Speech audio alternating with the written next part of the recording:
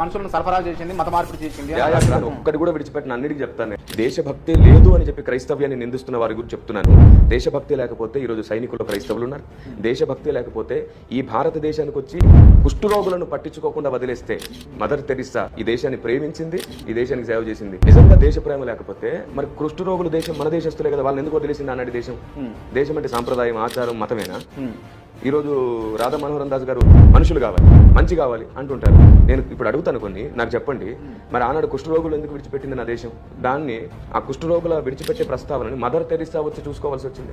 క్రైస్తవులకు దేశభక్తి లేకపోతే రాజా రామ్మోహన్ రాయ్ గారితో కలిసి విలియం కేరీ గారు సతీ సాగమనాన్ని ఎట్లాగా విరోధించారు? దేశం మీద ప్రేమ లేకపోతే, దేశానికి అంత మేలు చేయాలని మనసు లేకపోతే, దేశం మీద ప్రేమ లేకపోతే ఇంత జరుగుతుందా? కాటన్ దొర గారు ఎవరు? క్రైస్తవుడే కదా.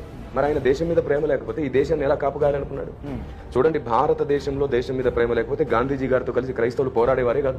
టైటస్ గారు ఎవరు? క్రైస్తవుడే కదా. గాంధీజీ గారితో పోరాడే. కాబట్టి క్రైస్తవులకు దేశభక్తి లేకుండా చేస్తారనేది తప్పుడు నింద.